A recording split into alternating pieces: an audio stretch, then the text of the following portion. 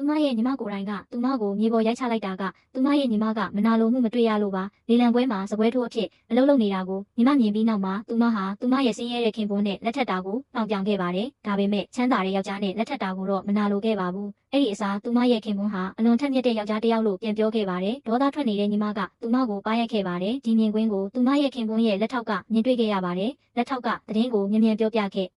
ပါတယ်ပြီးတော့သူ့မိသားစုဝင်အားလုံးလည်းသတင်းကိုရရှိခဲ့ကြပါတယ်သူတို့အားလုံးကသူမကိုကူညီဖို့စိတ်အားထက်သန်နေကြပါတယ်ဘာလို့လဲဆိုတော့သူမရဲ့ခင်ပွန်းဟာသူမရဲ့ညီမပြောသလောက်မစင်းရဲလို့ပါဒီအချိန်မှာတော့အမှန်တရားကိုမသိတဲ့သူမကပြန်လည်တိုက်ခိုက်နေသေးပါဒီမြင်ကွင်းကသူမရဲ့ညီမရဲ့ခင်ပွန်းကိုအံ့အားသင့်စေခဲ့ပါတယ်သူမရဲ့ညီမကပြန်လည်တိုက်ခိုက်ရဲတယ်ဆိုတာညီမမယုံနိုင်ခဲ့ပါဘူးချမ်းသာတာကသူမကိုတာလွန်စေတယ်လို့ညီမမထင်သင့်ဘူးလို့ဒေါသတကြီးပြောခဲ့ပါတယ်ရှက်တက်တဲ့ညီမကညှင်းဆိုရဲခြင်းမရှိတဲ့အတွက်သူမရဲ့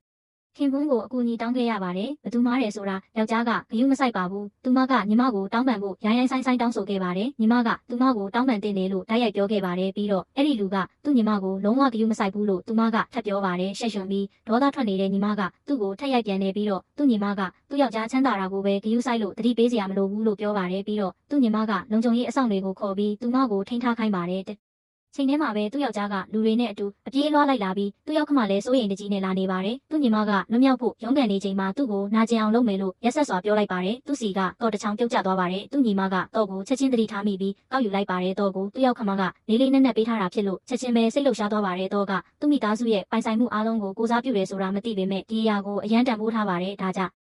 သူ့ညီမကိုတောင်းပန်ပြီးတောင်းဖို့စတင်လှုပ်ဆောင်ခဲ့ပါတယ်။သူ့ညီမကချက်ချင်းပဲမကောင်းဆိုးဝါးပြုံးတစ်ခုပြသလိုက်ပါတယ်။သူ့ညီမကတော့ကိုမြေပြင်ပေါ်ပစ်ချလိုက်ပြီးမြေပြင်ပေါ်လေးလံစွာပစ်ချလိုက်ပါတယ်။ဒဏ်ရာရသွားရင်တောင်ဂယုမဆိုင်ပါဘူး။နာကျင်နေလို့မလုံနိုင်တဲ့အခါတောစီကိုပဲတွားနေခဲ့ပါတယ်။ပြီးတော့သူ့ညီမကကျင်းတဲ့အပြုံးတစ်ခုပြသလိုက်ပါတယ်။ဒါပေမဲ့နောက်တစ်ခဏမှာပဲပွဲခန်းမတကားကိုတွန်းဖွင့်လိုက်တယ်။သူနဲ့သူ့မိသားစုအပြေးလွှားဝင်သွားကြတယ်။သူမကိုအနိုင်ကျင့်သူတွေကိုအပြစ်